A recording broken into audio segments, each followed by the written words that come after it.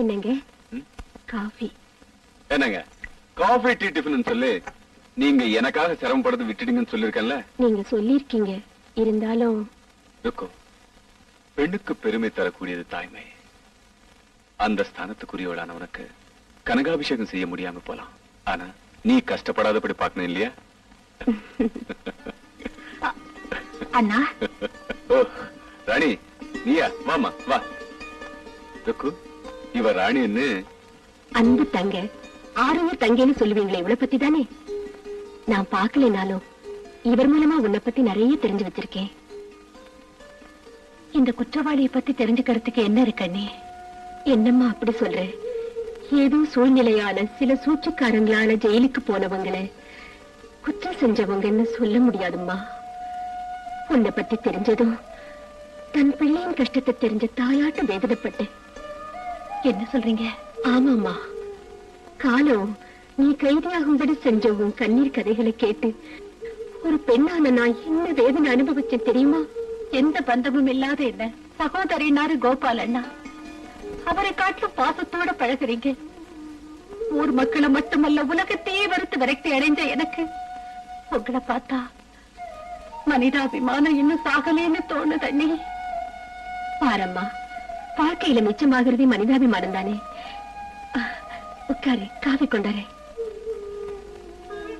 அண்ணா, ஒவ்வொரு நாளும் ஜெயில எத்தனையோ குற்றவாளிகளை பாக்குறீங்க. ஆனா என் மேல அன்பு, என்ன மட்டும் சகோதரின்னு சொல்றீங்களே, எதனால? உன்னாட்டம் தங்கையை பறி கொடுத்தேன், அதனாலதான். அண்ணா. ஆமாம்மா, எனக்கு இருந்த ஒரே ஒரு தங்கையை, அரும சகோதரியை உயிருக்கு உயிரா பாவிச்சேன், அன்பாக வளர்த்தேன். எங்க பாசத்தையும் அன்பையும் பார்த்து சகிக்க முடியாத தெய்வம் ஒரு தீபாவளி அன்னைக்கு ஆக்சிடென்ட்ல அவளை எங்கிட்ட இருந்து பிரிச்சுட்டாங்க. உன்னை பார்த்த மறுகணத்துல இருந்து எனக்கு என் தங்க ஞாபகம் தான் வந்தது. பிரிஞ்சு போன அவ திரும்பவும் வந்த மாதிரி தோணிடுச்சு. அதனாலதான் உன்னை அன்போட சகோதரின்னு கூப்பிட்டேன். நீயும் என்ன அண்ணான்னு கூப்பிடுற. பரவாயில்ல, இனிமே குடிக்காதீங்க. சரி.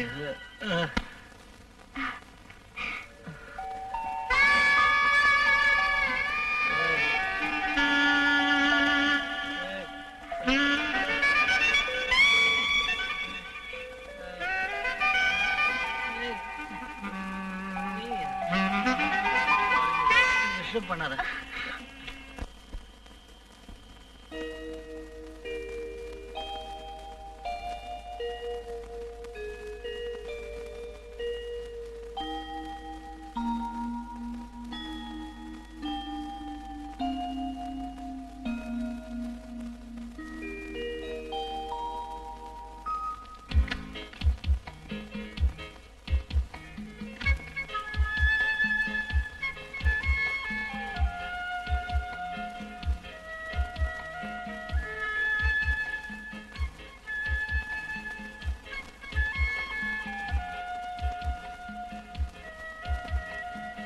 உட்காரு.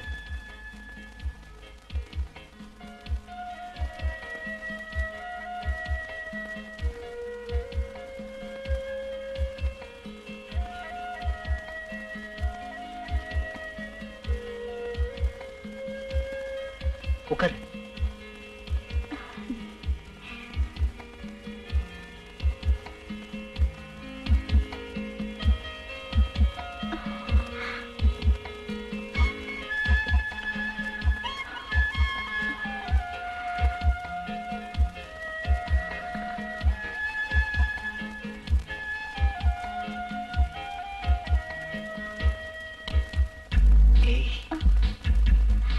எப்படி கொடு.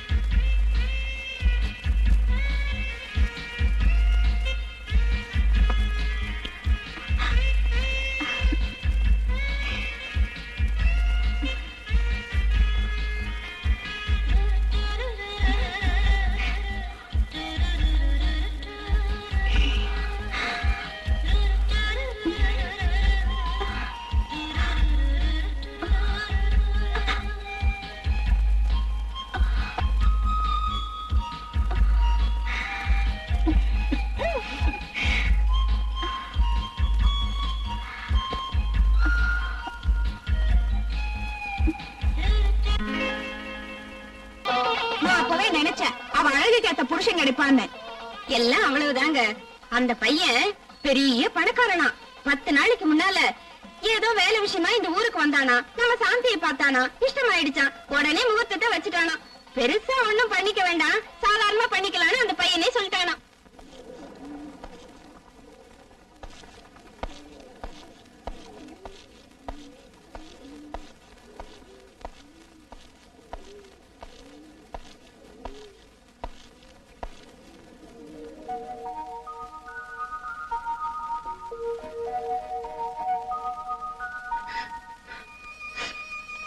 மாப்பிள, எங்க மக சாந்திக்கு கஷ்டம்ங்கிறது என்னன்னு தெரிஞ்சுக்காத அளவுக்கு ரொம்ப செல்லமா நாங்க வளர்த்துட்டோம்.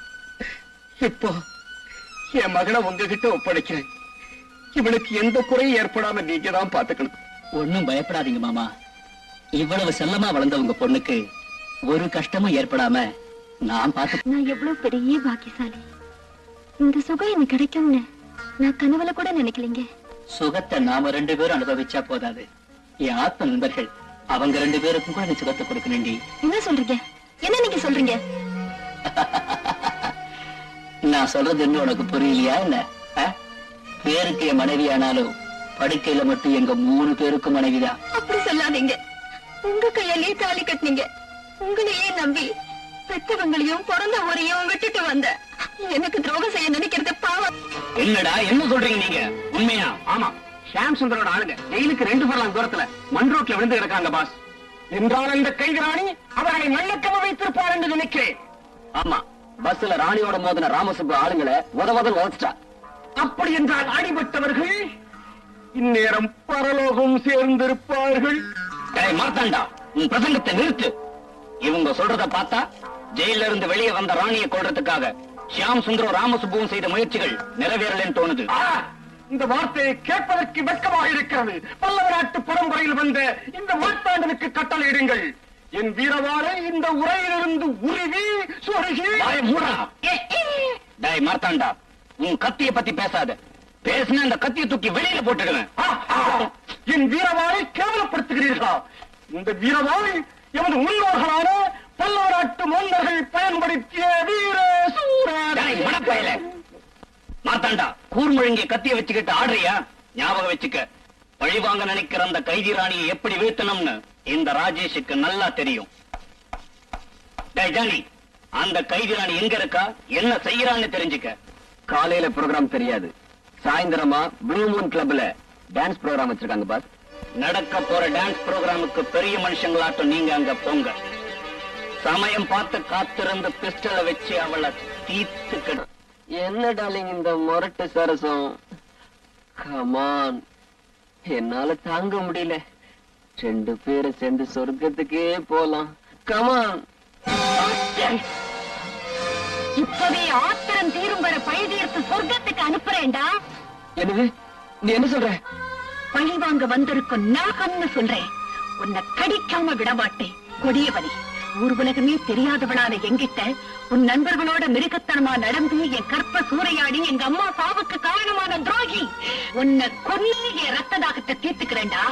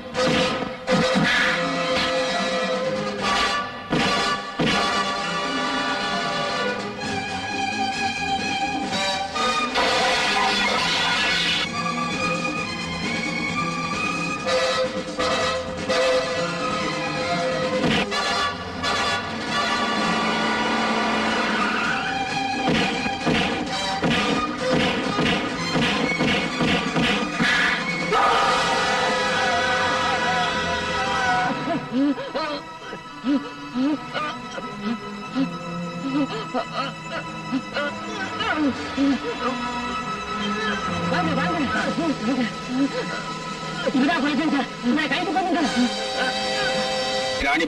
தான் கற்பழிக்கப்பட்டதற்கு பழிதீர்க்க சுகதேவை ஆத்திரந்தையை அடித்தார் என்றும் அவர் கையால் சுகதேவ் சாகாவிட்டாலும் சூழ்நிலையால் கண்ணாடி துண்டு பாய்ந்த சுகதேவ் இறந்ததற்கு காரணம் ராணிதான் என்றும் சாட்சிகள் வாக்குமூலத்தை வைத்து ருசுவாயிருக்கிறது.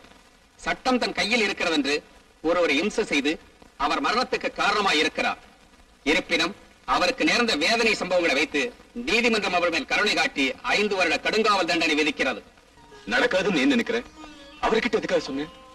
உன்னை பத்தி உண்மை தெரிஞ்சும் ஒரு நல்ல இதயத்தோட உன்னை விரும்புறவர்கிட்ட அப்படி ஏம்மா சொன்னேன்?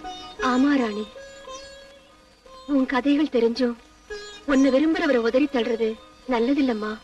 அதில்ல நீ என் வாழ்க்கை தங்கு தடை இல்லாத ஓடுற காட்டாறு போல உள்ளது. அதுக்கு எந்த நிமிஷத்துல திசை மாறும்னு சொல்றதுக்கு இல்ல. அந்த மாதிரி உள்ளனா ஒரு உத்தமனுக்கு மனைவிங்கிற பந்தத்தை ஏற்படுத்த விரும்பல. ஒண்ணு சொல்ல வேண்டாம், என் வாழ்க்கைங்கிற வெள்ள காகிதத்து மேல அழிக்க முடியாத கரைப்பட்டுடுச்சு. இதுவே அதுல திருமண பத்திரிகைங்கிற வார்த்தைய எழுத முடியாதண்ணா, எழுத முடியாது.